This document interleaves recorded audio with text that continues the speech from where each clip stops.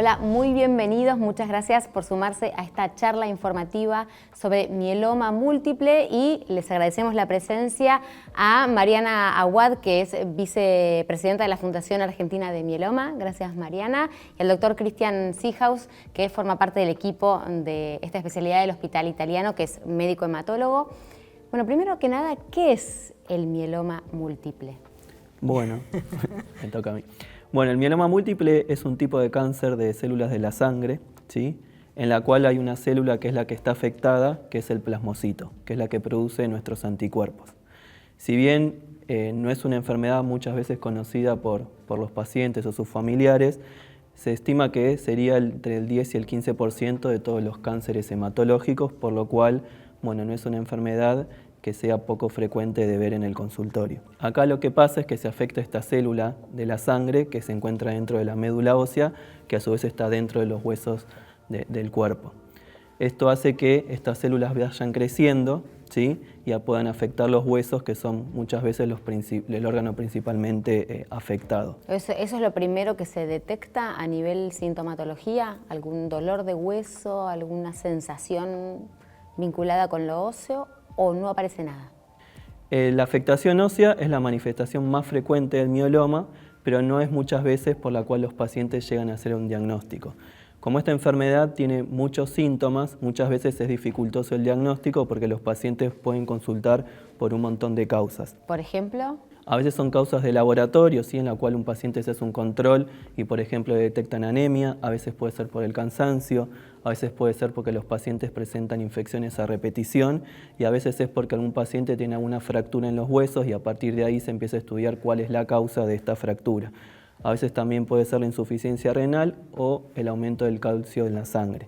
Entonces, de esta manera, no siempre va a ser la manifestación ósea la más frecuente, pero sí va a ser la que a los pacientes muchas veces le va a dar los mayores síntomas. Mariana, ¿cómo es vivir con esta enfermedad? Convivir con ella. Es difícil desde el momento del diagnóstico, precisamente por lo que dijo Christian recién, que es muy probable que llegás al diagnóstico y en tu vida escuchaste la palabra mieloma, siquiera la escuchaste. Así que ya partís arrancás desde un desconocimiento total de la enfermedad. Y bueno, todo lo que de ahí en más sucede es investigar, es aprender, es conocer y es ver cómo es la mejor manera de sobrellevarla, pero desde el desconocimiento de origen, digamos. Pero ¿cómo es el día a día de un paciente que ya tiene el diagnóstico? Y hay muchos día a día, hay pacientes que terminan postrados durante mucho tiempo hasta que se recuperan, hay otros que tienen recuperaciones mucho más rápidas, hay otros que corren, que suben montañas, que nadan, que compiten, o sea, todo depende de cada paciente, que es muy diferente unos de otros, ¿no? Christian, ¿vos querías agregar algo?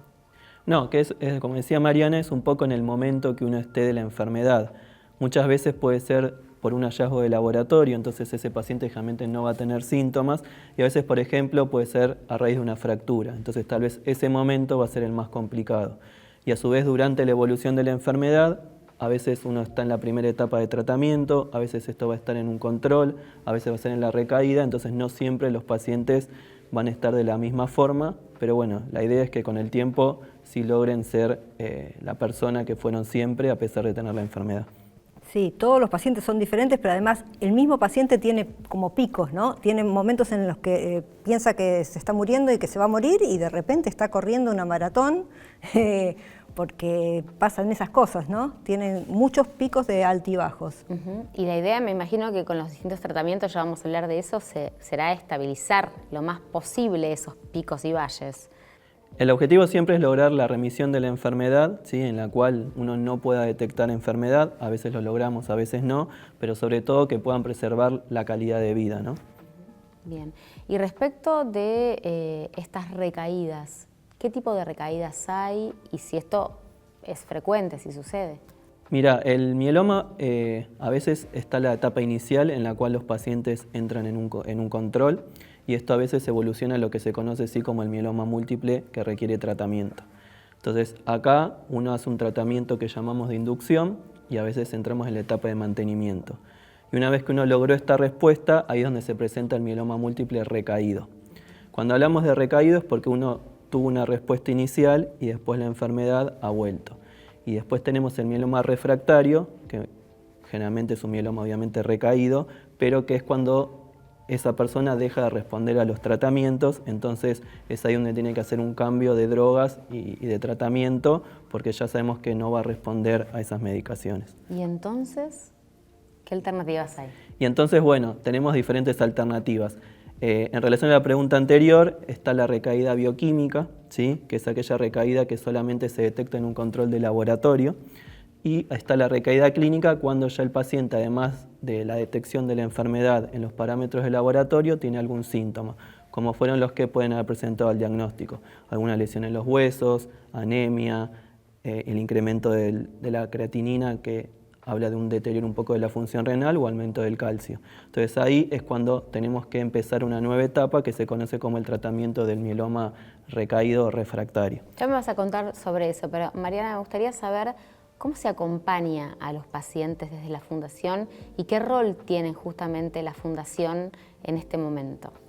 Bueno, el acompañamiento es muy amplio y va desde la información que desde la Fundación proveemos para que tengan mayores herramientas para tomar mejores decisiones y para abordar mejor los tratamientos, hasta el acompañamiento emocional, que justamente lo que decía Cristian de las recaídas o cuando la enfermedad vuelve, a veces el golpe es mucho más, el impacto es mucho más fuerte que el diagnóstico mismo, genera mucha bronca. Y por otro lado está, y lo que nosotros siempre decimos que es fundamental, es el encuentro con pares, con otros pacientes que transitan lo mismo y que hablan el mismo idioma, que en una enfermedad poco frecuente y rara como es el mieloma es fundamental encontrarte con otros que vos recién diagnosticado, te encontrás con uno que hace 15, 20 años a lo mejor que está diagnosticado y ver cómo fue ese tránsito y escuchar sus experiencias es absolutamente nutritivo, ¿no? ¿Y respecto de las familias? Bueno, las familias son un pilar fundamental para los pacientes, la familia es el entorno en general, ¿no? Amigos, y también por un lado son un pilar fundamental para el paciente porque además la gestión de los tratamientos a veces es muy engorrosa en los sistemas de salud, en los distintos sistemas de salud, entonces es la familia ahí la que tiene que salir a apuntalar al paciente para que no tenga que lidiar solo, ¿no? con ese sistema. Y por otro lado, la Fundación debe acompañar también a los familiares, a los cuidadores, porque también reciben un impacto fuerte que los desestabiliza y que necesitan también contención y apoyo. Entonces, la Fundación también está para acompañar a los familiares, ¿no? Cristian, ¿qué hay respecto de los tratamientos? ¿Cuáles hay y qué expectativas generan? Bien, bueno, nosotros tenemos un tratamiento que llamamos de inducción, que es cuando el paciente tiene el diagnóstico de la enfermedad, y esa es la primera parte. Después, el mieloma es una enfermedad en la cual los pacientes en la mayoría van a tener una recaída, pero por suerte para esto tenemos los tratamientos que se conocen para el mieloma múltiple recaído. Entonces acá es donde uno empieza a indicarle a los pacientes los diferentes tipos de tratamientos para los cuales no fueron expuestos, que llamamos, o que son sensibles a las diferentes drogas. De esta forma tenemos tratamientos con pastillas, tenemos tratamientos con drogas subcutáneas o vacunas, y tratamientos con drogas endovenosos. Entonces ahí es cuando uno tiene que empezar a ver a lo cual el paciente fue expuesto previamente para ver cuál es el tratamiento que en esa etapa de la enfermedad o de la recaída va a requerir, ¿no? Pero por suerte, como siempre decimos, hubo un gran avance para el tratamiento del mieloma y en el último año se fueron aprobando cada vez más drogas. Entonces pasamos de una etapa de hace 30 años donde no había muchas veces tratamientos disponibles a que en los últimos 20 años tenemos más de 19 drogas aprobadas para esta enfermedad. O sea, aproximadamente una droga nueva al año, digo, para hacer un promedio entiendo que en los últimos años igual fue mucho más fuerte la motorización. Sí, por decir así, y cada vez se van a ir aprobando más, entonces bueno, creo que la tecnología nos está ayudando en el área de la medicina para que los pacientes cada vez tengan más tratamientos disponibles. ¿Y para eso qué se necesita? Bueno, para que los pacientes accedan a los tratamientos, primero necesitamos de la ciencia que haya desarrollo de fármacos, ¿sí? Y para esto obviamente es importante para lo que estamos acá, que es que haya ensayos clínicos. ¿Qué son los ensayos clínicos? Los ensayos clínicos es un estudio de investigación, ¿sí? En la cual una persona ingresa un ensayo para lo cual se le ofrece recibir un tratamiento, que es el tratamiento que se quiere probar. Obviamente hay diferentes ensayos clínicos, ¿sí? En la cual muchas veces los ensayos clínicos en las fases tempranas, donde uno quiere ver esa droga, cuál es la dosis. Una vez que sabemos cuál es la dosis, bueno, ahí ya queremos ver qué perfil de efectos adversos o de seguridad tiene, ¿sí? Después está otra etapa en la cual los pacientes empezamos a comparar, bueno, este tratamiento es mejor que el otro, entonces uno ahí ya compara dos tratamientos, y después está otra etapa de los ensayos clínicos, que es ya cuando los fármacos salen a la venta, ¿sí? En la cual, bueno, ahí vemos ya en un grupo grande de la población qué efectos adversos pueden ir apareciendo con el correr de los años. Pero bueno, es la forma en la cual tenemos nosotros de probar todas estas drogas que se fueron desarrollando en los últimos años, ¿sí? Cómo o qué respuesta tienen los pacientes a los tratamientos. Mariana, ¿qué le pasa a un paciente al que le surge la posibilidad de ingresar a un ensayo clínico? Bueno, volvemos, no hay que generalizar. Hay pacientes que todavía siguen teniendo miedo cuando les dicen ensayo clínico, y hay pacientes a los cuales yo adhiero que creen que es una excelente oportunidad y una gran oportunidad, porque realmente es una forma de poder acceder a los últimos tratamientos, de tener una chance de recibir un tratamiento de avanzada que puede ser absolutamente positivo para su salud. El paciente que cree que es un conejillo de indias y que están probando con él es una persona que necesita un poco más de información para poder tomar la decisión de participar en un ensayo clínico.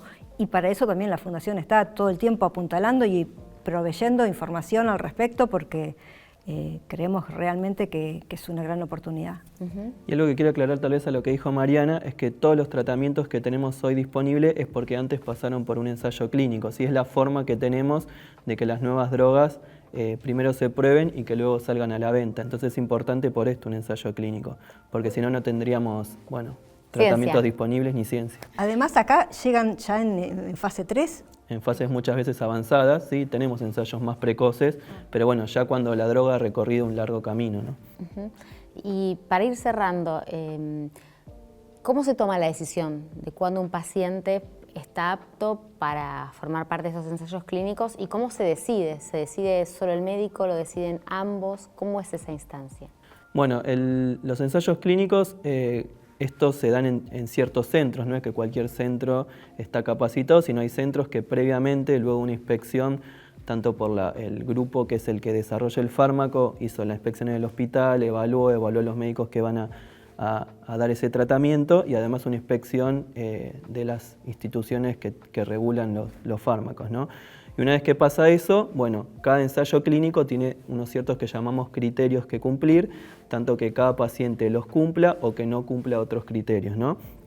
Entonces, también cada droga tiene un momento específico de la enfermedad, ¿no? A veces es para la etapa del diagnóstico, a veces para la etapa de la recaída. Entonces, cuando uno ya sabe el paciente que tiene enfrente o al paciente que lo han derivado para ese tratamiento, si cumple o no cumple esos criterios, ahí es donde se explica un poco en qué consiste el tratamiento, y bueno, luego el paciente, que es lo más importante, que acepte participar de estos ensayos clínicos. Pero bueno, es algo que está bastante estipulado, tiene bastante recorrido, tiene un poco también qué seguridad y qué efectos adversos puede tener, entonces bueno, es algo que tiene una regulación muy intensa por detrás.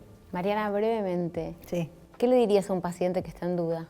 Que no dude, que participe de un ensayo clínico, que es una excelente oportunidad, y que pida que le expliquen absolutamente todo, que pida toda la información que necesite y que lo charle con su médico tratante y con su médico al que ha sido derivado a lo mejor para participar de ese ensayo clínico. Mariana, Cristian, muchísimas gracias por este tiempo, y a ustedes muchísimas gracias por haberse sumado a esta charla informativa respecto del mieloma múltiple.